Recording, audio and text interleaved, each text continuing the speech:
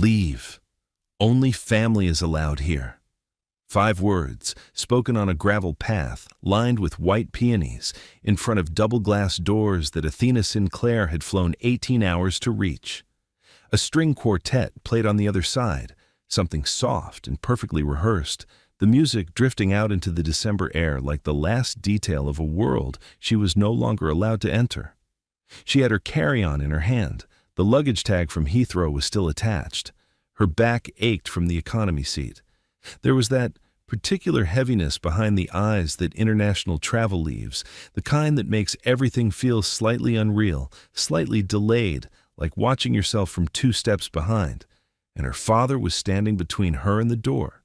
Gerald Sinclair had dressed for the occasion, a charcoal vest she had never seen before, shoes polished, a posture so deliberate it must have been practiced.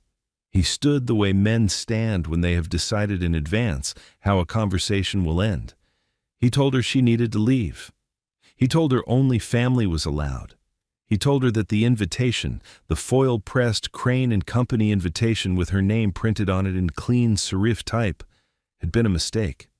She held it up anyway. She held it up the way you hold up something you believe in, not because you expect it to change anything, but because it exists and it is real and you need someone to acknowledge it. Gerald said she shouldn't have come. He said it the same way he said most things, without flinching, with the calm of a man who had never seriously been questioned by anyone he considered beneath him. Through the glass doors behind him, Athena could see her sister Paige in a white Vera Wang gown, laughing with a bridesmaid. Paige was radiant in the way that only happens when you are completely at ease, when the world is doing exactly what you expected it to do. Their mother Donna stood near the entrance in a lavender dress, watching the scene on the gravel path through the window. She did not come outside. She did not wave. She stood there and watched the way she had always watched when Gerald did something that she had privately decided not to have an opinion about. Athena did not beg. She did not make a scene. She did not give Gerald the satisfaction of watching her fall apart on a gravel path outside his daughter's wedding. She turned around. She pulled her suitcase back across the stones. She walked to the rental car, got in, locked the doors, and then she cried, quietly and completely, for several minutes. Not for the wedding. Not for the white peonies or the string quartet or the chandeliers she had seen flickering through the windows. She cried because she had bought an 18-hour plane ticket on the strength of hope, and hope, in this family, had always been the thing that cost her the most. 3 days later, her mother called. The first words out of Donna Sinclair's mouth were not, "I'm sorry." They were not, "I should have come outside." They were, "We need to discuss the bill, $38,000. "A guarantor contract," Donna said, "with Athena's name on it, for a wedding at the Whitmore estate. How would she be paying?" What Athena said next made Donna go completely silent. If this story is landing somewhere real for you right now, please take 1 second to like and subscribe, and leave your location and local time in the comments. There are people listening to this from every corner of the world, and it helps more than you know to understand where you all are. Her name was Athena Sinclair. She was 34 years old. She worked in compliance consulting out of London, where she read contracts for a living and looked for what didn't belong. She had been training for exactly this moment without knowing it for her entire life. To understand what she did next, you have to understand where she came from. You have to understand that the woman standing on that gravel path was not someone who had been surprised by this family. She had been reading them her entire life. She had learned to track the temperature of a room at the Sinclair dinner table before she could read a book. She had learned that loyalty in that house ran in one direction, that protection was something distributed unevenly, that the daughter who was easier to overlook would always be the one who absorbed whatever the family needed to put somewhere. What surprised her was not that they had turned her away. What surprised her was that she had gotten on the plane anyway. She had thought, somewhere under all the professional composure and the London flat and the career she had built entirely without their help, that the note from Paige had meant something new, that something had shifted, that the door she had been turned away from for 20 years might, this once, open. It had not. And now she was in a hotel room with a $38,000 bill and a guarantor agreement she had never signed, and for the first time in a long time, she was not trying to understand why they were like this. She was paying attention to what they had actually done. In the Sinclair household in Charlotte, North Carolina, there had always been two childhoods happening under the same roof. There was Paige's version, Paige, 5 years younger, with her father's confidence and her mother's talent for moving through rooms as though they had been arranged for her arrival. Paige's version came with a used Honda Civic on her 16th birthday, homecoming nominations, a father who called her his little star without a trace of irony, a mother who never missed a soccer game. It was the version of childhood where the world arranges itself around you because you have never been given a reason to expect otherwise. Paige did not manufacture that expectation. It was built into her by the people around her before she was old enough to question it.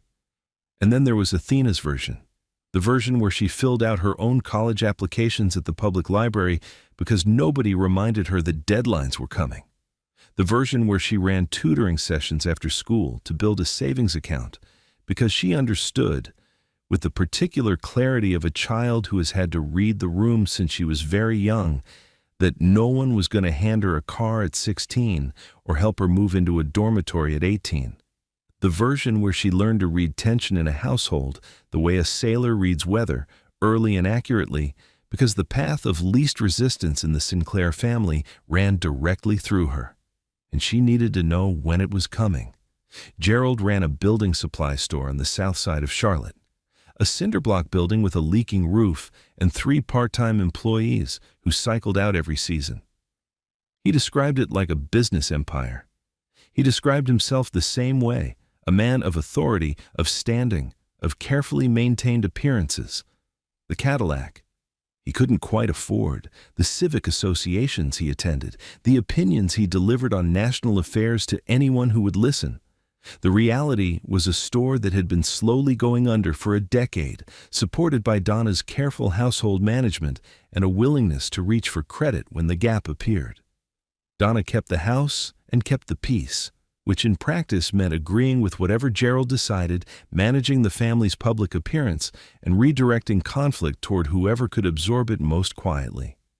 That was usually Athena, not because Donna was cruel exactly, but because cruelty and indifference look identical to the person on the receiving end, and Donna had spent 30 years choosing not to examine the difference.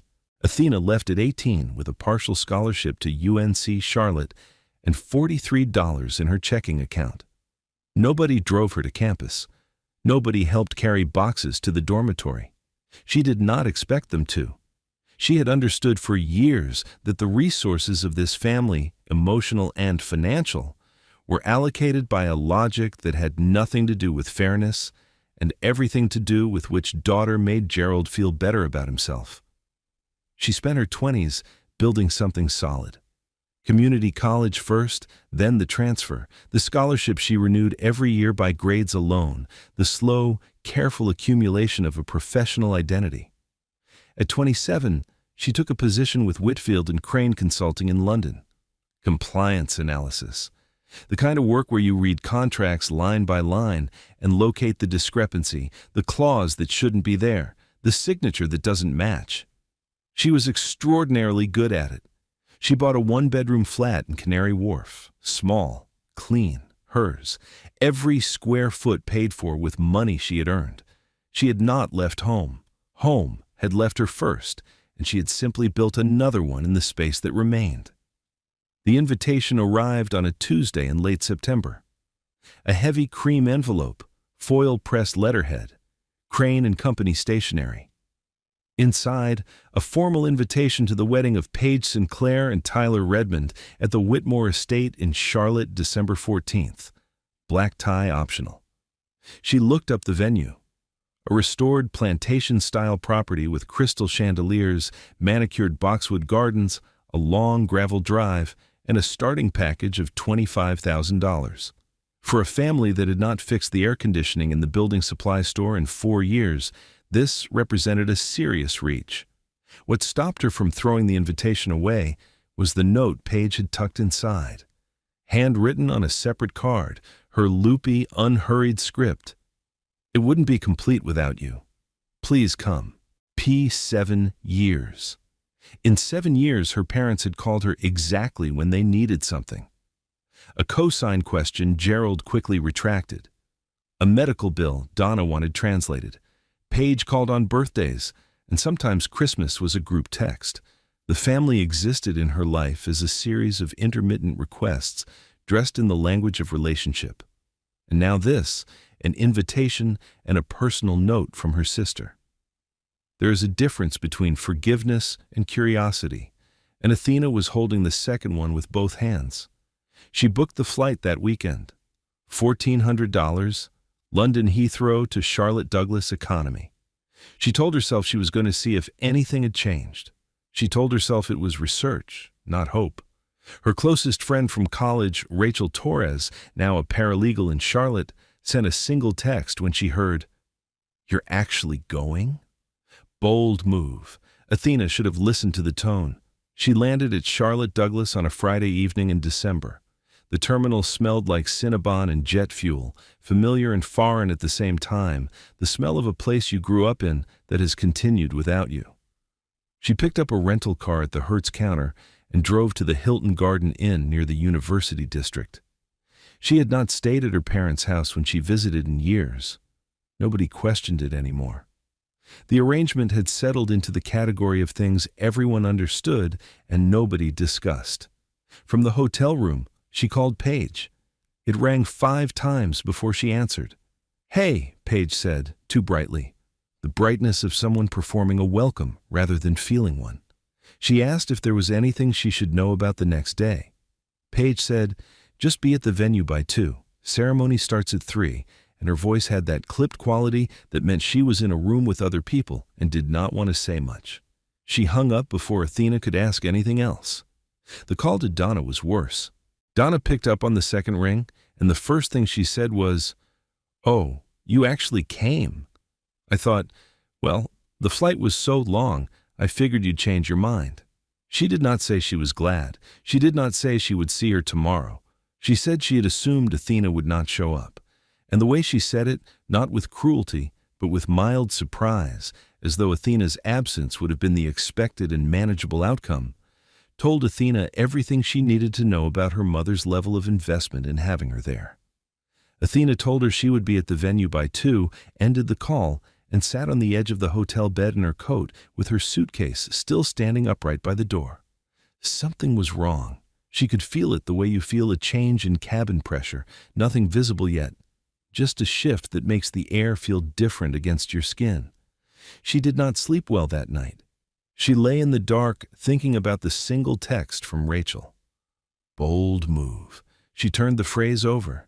She had made bold moves before. Leaving at 18, that had been a bold move. Moving to London at 27, that had been a bold move. Every step she had taken away from this family had required exactly this kind of deliberate forward motion, one foot in front of the other in the direction of a life she had chosen for herself. The difference was that all those moves had been away. This one had been toward.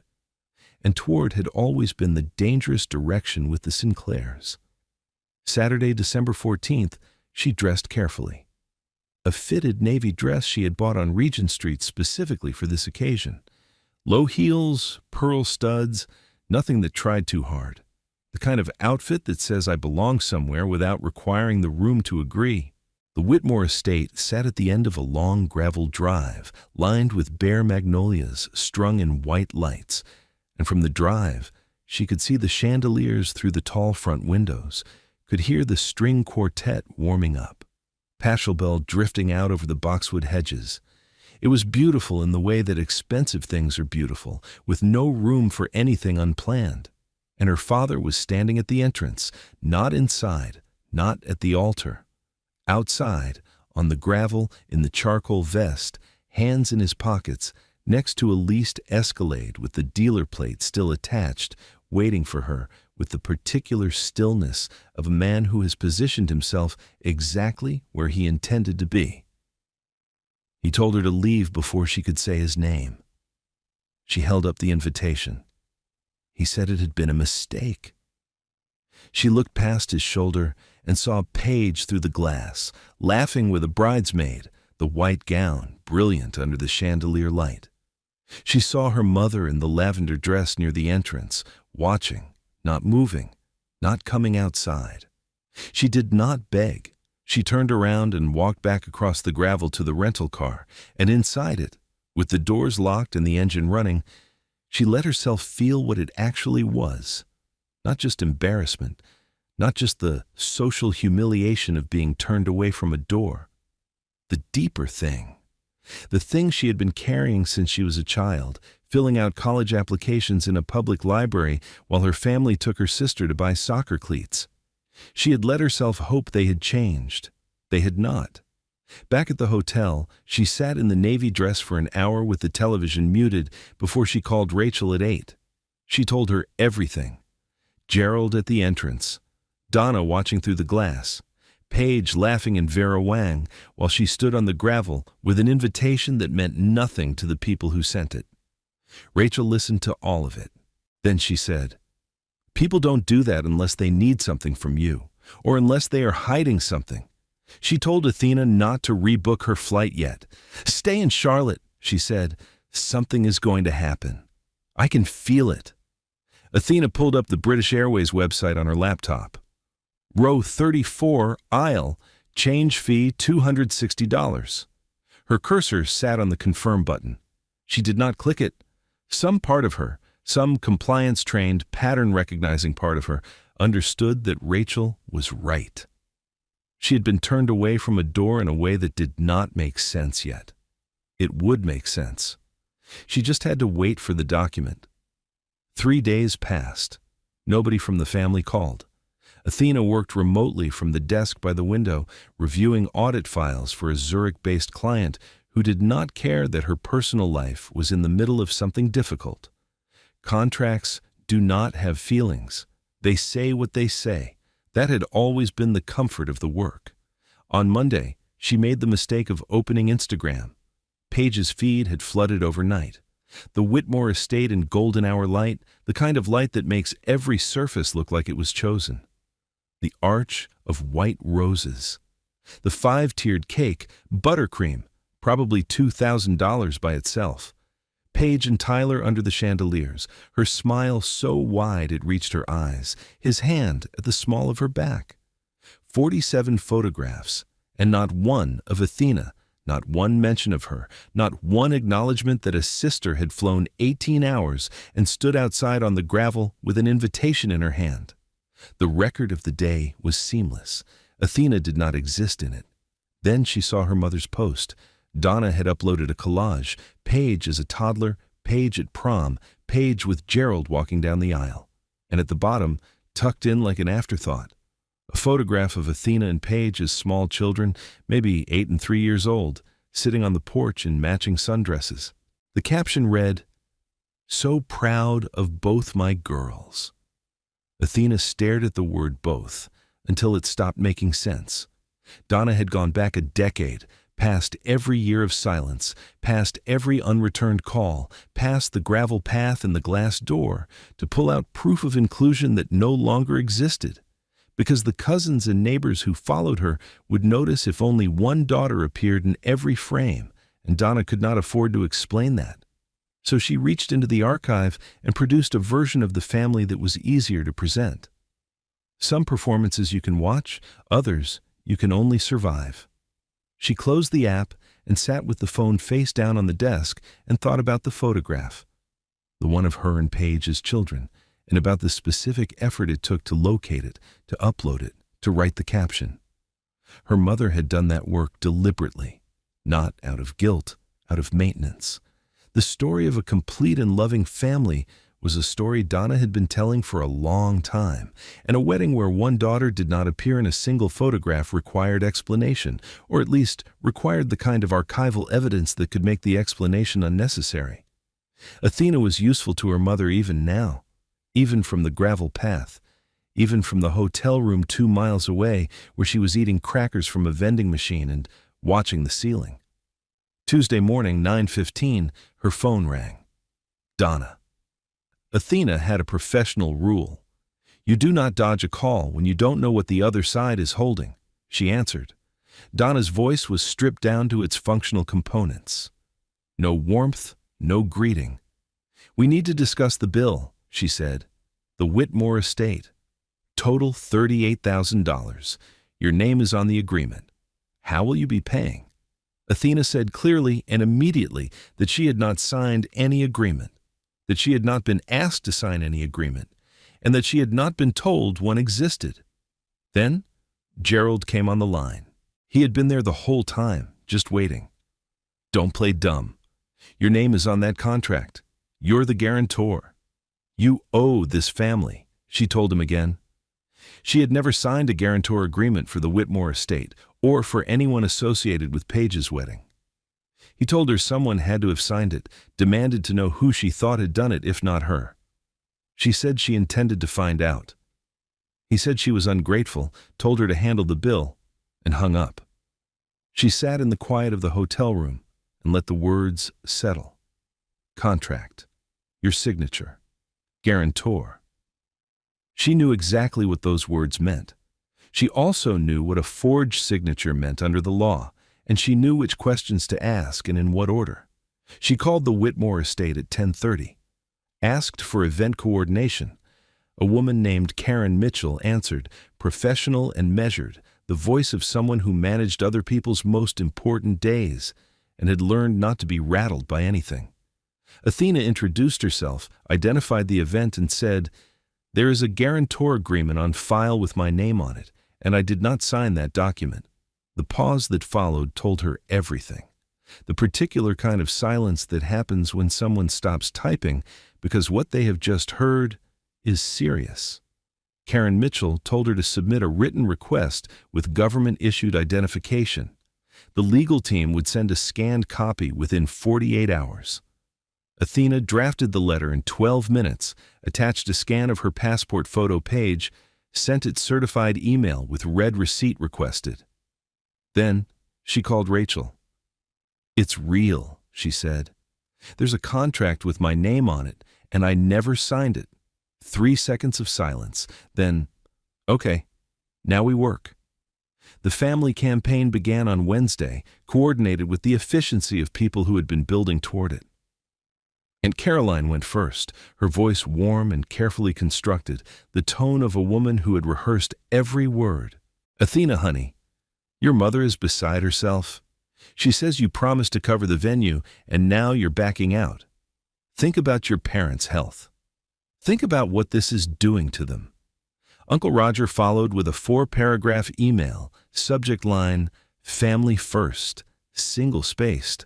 The argument that family is not about contracts, but about love, that money should not be allowed to destroy what matters. It read like a eulogy for a relationship he had never actually maintained. Cousin Beth sent a text, Just pay it. It's easier for everyone, written with the breezy confidence of someone who had not been asked to pay anything. 23 members of the extended Sinclair family, and 22 of them were receiving the same story. That Athena had made a commitment, that she was breaking it, that she was cold, selfish, choosing money over blood. None of them had seen the contract. None of them had asked to. They did not need facts. They had a narrative that came from their mother, and a mother's narrative in a family like this one is the only version of events that gets distributed.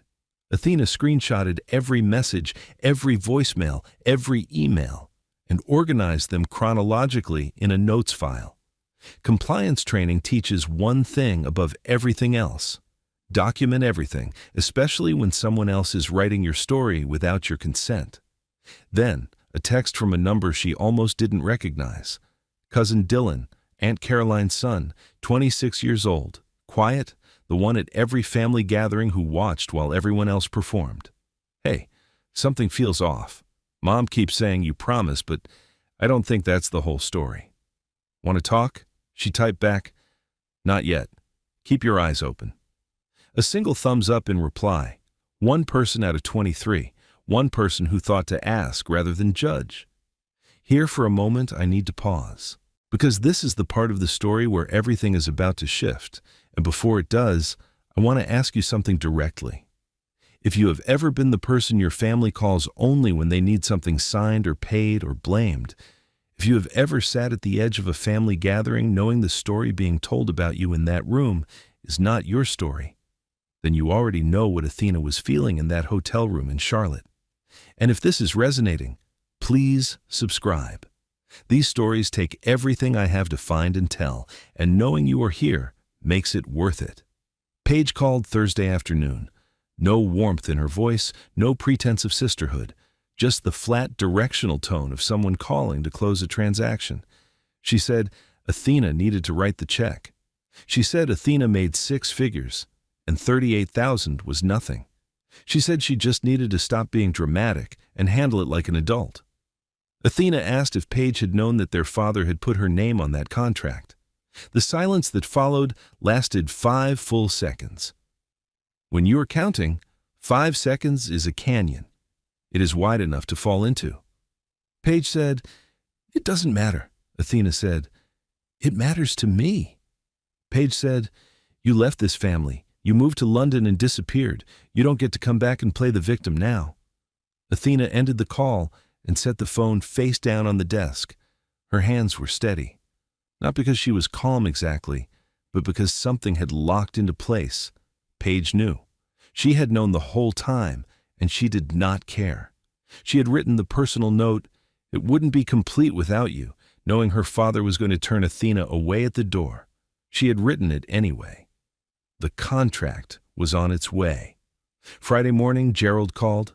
His voice had a new quality to it, the particular sharpness of a man who has found a source of outside authority to hide behind.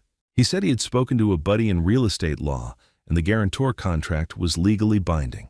She had 30 days to pay, or the venue would pursue legal action. A buddy, not a lawyer, a buddy who does real estate. Athena asked him what happened, under North Carolina law, if a guarantor signature was forged. Dead air. Not a pause. Dead air. The kind that has weight and texture to it. He said no one had forged anything. He said she was making things up. He called her ungrateful and hung up. But she had noticed something and she held on to it carefully. He had not denied the forgery. When she said the word forged, he had gone silent first, before any of the deflection, before the buddy with legal advice, before the threat. That first silence, 3 full seconds of it, told her exactly where the truth was. Friday afternoon, the email arrived from the Whitmore estate. Athena opened the PDF at her hotel desk. Her passport lay open beside her, photo page up, her real signature visible in the navy ink she had used since she was 17. 11 pages, venue details, payment terms, and then page 3, the guarantor agreement, with her name at the bottom. She looked at the signature for a long time. Whoever had signed it had studied a sample, probably an old tax return or a bank form she had once filled out in the family house and forgotten about. They had practiced the long tail on the capital A, the way she looped the S. They had gotten close enough to fool a venue coordinator who had no reason to be suspicious, no framework for doubting, no knowledge that the person whose name they were processing had not been told this document existed. But the pen pressure was wrong. The slant was too steep. The lowercase letters did not connect the way hers did. She knew her own handwriting the way she knew her own voice, and this was not hers. She set the laptop beside her passport and looked at both signatures together. They did not match. Not when you looked. Not when you actually looked. She said out loud in the empty hotel room, "That is not my signature, and I can prove it." Rachel came within the hour, laptop under her arm, legal pad already half covered in notes. They sat at the desk by the window with 2 coffees and the PDF open between them, and Rachel walked through it methodically, the way she approached every document at her firm. They drafted a formal letter to the venue's legal department. Athena had not signed the guarantor agreement. The signature was not hers. She was requesting that they initiate a verification process and was attaching her passport signature page for comparison. She was noting that she had not been present when the document was signed, had not been informed of its existence, and had not authorized anyone to sign on her behalf. 20 minutes to draft. Rachel tightened 2 sentences and added a line about preserving the original document for potential forensic analysis. Certified email. Read receipt. 2:14 in the afternoon. That evening, Donna called alone. Gerald was not on the line this time. Her voice had shifted to something softer, shakier, threaded with tears that may or may not have been real, but which served the same function either way. She said they could lose the house. She said they had had no choice. Athena said, "You had the choice to ask me." Donna said, "You would have said no." And that, Athena said, should have been the end of it. There was a pause. Then Donna's softness evaporated the way it always did when it wasn't getting the result she wanted. She said Athena had always been like this, cold, even as a child. She said Paige had needed this wedding. She said Gerald's credit had been destroyed when the store finally failed, that the venue required a guarantor, that they had had Athena's social security number and tax records still in her old room. Athena listened to all of it. Then she said clearly, "You took my personal information from my childhood bedroom and signed my name on a legal document without asking me, without telling me, and without my consent." Donna said, "You're our daughter." "That's what family does," Athena said. "Family asks." The call ended in silence. Through the phone, before the connection cut, she could hear the brass kitchen clock that had hung above the stove her entire childhood, still ticking, indifferent and steady, measuring out the same seconds it had always measured in that house. By Saturday morning, the extended family campaign had hit full volume. Aunt Caroline left a voicemail asking if Gerald's heart was really worth $38,000. Uncle Roger sent a second email, shorter this time. Subject line, "Disappointed," containing the sentence, "We didn't raise you to be this kind of person," written as though he had any hand in raising her at all. Cousin Beth forwarded a group text by mistake from a family chain Athena had never been added to, confirming what she already knew: 22 people actively discussing her, none of them speaking to her, all working from the same script. Then Dylan texted. Aunt Donna was organizing a family brunch for Sunday at Aunt Caroline's house. The stated purpose was to discuss the situation. The actual purpose, from what Dylan could gather, was public pressure. The whole family assembled to watch Athena be asked to do the right thing in front of everyone she knew. A brunch, an audience, a stage. Donna had assembled the jury and scheduled the proceedings. What she could not know was that Athena would walk into that room carrying the only thing she had ever been afraid of. Athena texted Dylan, "I'll be there." Then she called Rachel and told her about the brunch. "Good," Rachel said, and Athena could hear her smiling. Let them. Sunday morning, she ironed a white cotton blouse and paired it with a navy blazer, dark trousers, low heels. The outfit of someone who had come to present documents, not emotions. The manila folder sat on the desk. Guarantor agreement, venue investigation letter, Karen Mitchell's statement, passport signature page. She went through each one, everything in order, everything legible. 4 documents, 11 pages, 1 truth. Rachel called at 10. "How are you?" "Steady, good. Call me the second it's done." Aunt Caroline's house was a brick colonial in the Dilworth neighborhood, wide front porch, minivan in the driveway, 3 cars already along the curb when Athena pulled up. Gerald's pickup, Uncle Roger's Buick, a silver Honda she assumed was Paige and Tyler's. She sat in the rental car for a full minute with the engine off and her hands on the wheel. 15 people inside. Most of them had already reached a verdict before she arrived. She felt the weight of the folder on the passenger seat, 4 documents, and picked it up. She got out and walked up the porch steps. The door was unlocked. Quiche and coffee, voices low and serious from the dining room.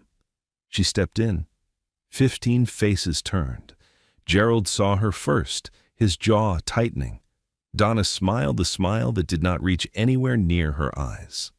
Paige looked at the table. There was no empty chair for Athena.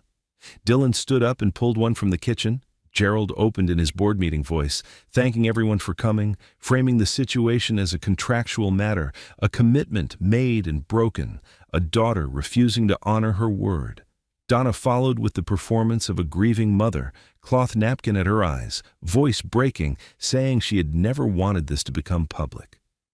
Paige said quietly that she had just wanted her sister there, that she had written a personal note, that everything had been turned into a fight about money. The chorus on cue. Uncle Roger. We always thought of you as the responsible one. Aunt Caroline. Your parents could lose their home. Is that what you want? Cousin Beth, barely looking up from her phone. Honestly, it's embarrassing this is even a conversation. Through all of it, Athena watched Tyler. He was leaning back in his chair, looking from face to face with the expression of someone who is hearing a version of events that does not match what he was told. He leaned toward Paige and said, just loud enough to carry across the table, "What contract?" Paige put a hand on his arm. "Shh, I'll explain later." Tyler did not look away from her. Gerald spread his hands. "She can't even defend herself. She knows what she signed." Aunt Caroline. "Just say yes, Athena. Just say you'll cover it and we move on." Athena looked at Gerald. She held his gaze for 3 full seconds. Then she stood up. The chair scraped hardwood and the room went still. She said she had been listening. She said it was her turn. She opened the folder and placed the guarantor agreement in the center of the table, printed on Whitmore Estate letterhead. She pointed to the signature line and said, "That is not my signature." She placed her passport beside it, open to the photo page. Her real signature, firm and clean, the specific loops and slants she had been making since she was 17. She said, "Look at them side by side." Aunt Caroline reached for the contract first. She held it next to the passport, squinting. Uncle Roger leaned in from his chair. Cousin Beth put her phone down for the first time all morning. When you actually looked, they were not close. "The Whitmore estate has confirmed they are investigating the forgery," Athena said, and placed the venue's letter on the table.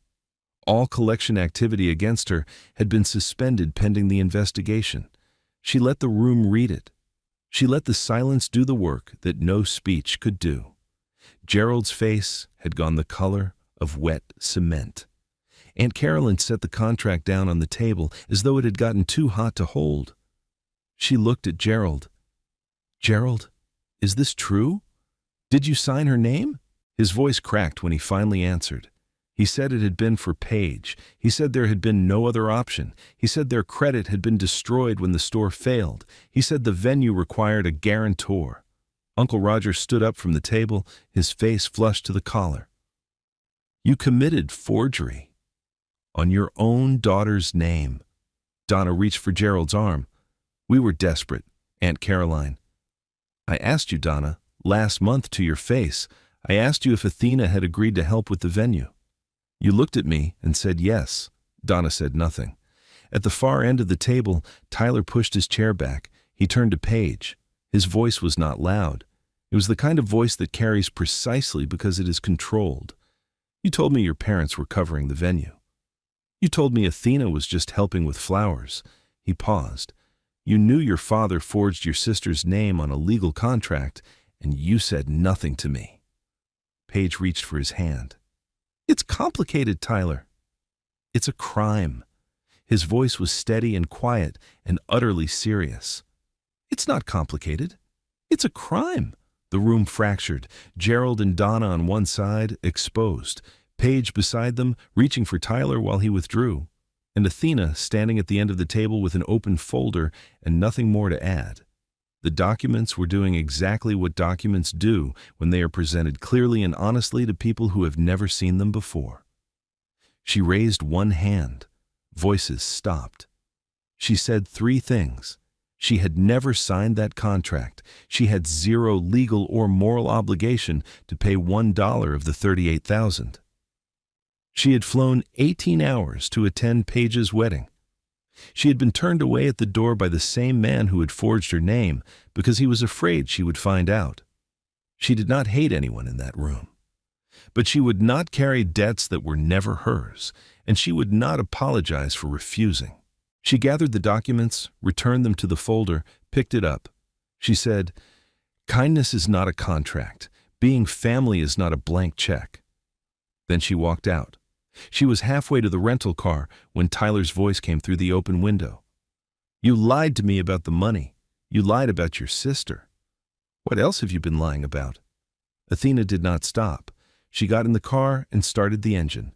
She sat for a moment with her hands on the wheel and thought about the hotel room 17 days ago when she had sat on the edge of the bed in the navy dress with the television muted and almost booked the morning flight home. She thought about the British Airways website open on her laptop, row 34, aisle, the cursor over confirm. She thought about closing it. She thought about what would have happened if she had clicked it. She would have been in London by now, back at her desk, back to the Zurich audit and the compliance reports and the flat in Canary Wharf. And somewhere in Charlotte, her parents would have sent the venue a payment plan inquiry, and the venue would have called her, and she would have found out from a stranger's voice on the phone what her family had been willing to do. She would have been alone with it, across an ocean, with no documents and no witness and no folder and no way to stand at a table in front of everyone who had been told the wrong story and set the record straight. Rachel had said, "Just give it a few more days," and Athena had closed the laptop. Dylan came down the porch steps and appeared at the driver's side window. He said it had taken guts. He told her Gerald had not looked up from the table, that Donna was locked in the bathroom, that Paige was trying to keep Tyler from walking out. He said Aunt Caroline had told Gerald he should be ashamed of himself. Athena drove away from Aunt Caroline's house and did not look in the rearview mirror. The sky was wide and gray, and the highway was empty, and she drove with the radio off all the way back to the hotel. Monday morning, checking out at the front desk, her phone showed an email from the Whitmore Estate Legal Department. Following their investigation, including handwriting comparison and statements from venue staff, the guarantor's signature on the event agreement did not match the verified signature of Athena Sinclair. The guarantor agreement was hereby voided in its entirety. All financial liability for the outstanding balance reverted to the primary contracting parties, Gerald and Donna Sinclair. A revised invoice would be issued accordingly. She read it standing at the hotel counter, suitcase handle in one hand, phone in the other. She called Rachel. "It's done, voided, all of it. Liability back to Gerald and Donna." Rachel exhaled slowly. "You owe nothing." A second email arrived while they were on the phone. The venue's revised invoice, with Athena CC'd, directed to her parents. $38,000, 60 days to pay. Failure to comply would result in legal action. She drove to the airport. The flight home was 18 hours, and she slept for 14 of them. In the months that followed, the story settled into its permanent shape. There was no single dramatic reversal, no moment of public reckoning where everyone gathered and acknowledged the truth in the language of a television finale. What happened was slower than that, and more real. It happened in small increments, in the particular way that consequences always arrive when they are not being performed for an audience. A phone call, a sold truck, a wife taking her first job in 30 years, a husband sitting at a kitchen table with a payment plan and the specific knowledge that the respect he had spent his life performing for had shifted under him, permanently, in a room full of people he had assembled to watch him win. In the months that followed, the story settled. Gerald sold the leased Escalade he had taken out specifically to look presentable at the wedding and liquidated what remained of the store inventory. Between the truck and the equipment and a loan from Uncle Roger, he managed to cover $22,000. The remaining balance was negotiated into a payment plan. His retirement timeline moved back by at least 4 years. Donna took a job, part-time cashier at a grocery store on Sardis Road, the first job she had held in 3 decades. Dylan told Athena. Donna did not. Paige surrendered the $8,000 Bali deposit toward the venue debt. She and Tyler were still together, Tyler's decision, conditional on complete financial transparency going forward and weekly counseling. No honeymoon. A marriage being rebuilt from honesty rather than performance. The venue did not pursue criminal charges. A payment plan is cheaper than a prosecution. Gerald would not have a felony record. He would have a debt, a payment plan, and the knowledge that he had been exposed in front of every person whose respect he had spent his life carefully managing. In March, a letter arrived at Athena's flat. Donna's handwriting, careful and slanted, one page. It said, "I have no right to ask for anything, but I want you to know that I am learning what it means to earn a relationship instead of expecting one." Athena set the letter on the kitchen table. She did not write back, not because she was angry, because she was not ready, and she had finally learned to let that be enough. Apologies came from Aunt Carolyn, from Uncle Roger, from Dylan. Nothing from Gerald, nothing from Paige until May, when she called on a quiet afternoon with no agenda in her voice. They talked for 10 minutes about nothing in particular. How is work? How is Tyler? At the end, Paige said, "I'm glad you called." A door left open, not because anyone had fully earned it yet, but because keeping it shut was costing Athena more than she had understood. She was sitting at her window in Canary Wharf the evening she understood what had actually changed. Late spring, the Thames going silver in the last light, the city doing what it does at that hour, every building lit from within, the sky at the edges deep blue and pale gold where the lights met the water. A cup of Earl Grey had gone lukewarm beside her. She thought about the gravel path, the white peonies, the string quartet behind the glass. Leave. Only family is allowed.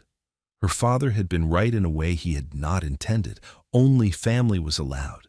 But he had forgotten who his family actually was. He had forgotten that family is not a performance staged for an audience, not a contract signed with someone else's hand, not a bill slid across a table and expected to be paid because someone shares your blood. Family is the people who show up not because they owe you, but because they choose to. Rachel, who brought cold coffee to a hotel room and told her to close the laptop. Dylan, who sent a screenshot at exactly the right moment. The version of Paige who had called in May and meant it. She had kept something from those 17 days in Charlotte that she had not expected to keep. Not anger, not triumph. Something quieter than either. A clarity about what had actually been lost and what was still available. The family she had wanted, the one where her father came toward her rather than stood in her way, where her mother came outside instead of watching through the glass, where her sister had written that note and meant it as a beginning rather than a setup. That family had never existed. She had been grieving it for 20 years without knowing that was what she was doing. What existed instead was a flat by the river, a career built alone, a friend who brought cold coffee to a hotel room, a cousin who sent a screenshot at the right moment, and a door left slightly open in the direction of a sister who was learning, slowly and imperfectly, what honesty actually costs. That was not nothing. That was, in fact, quite a lot. Athena looked at her passport on the shelf.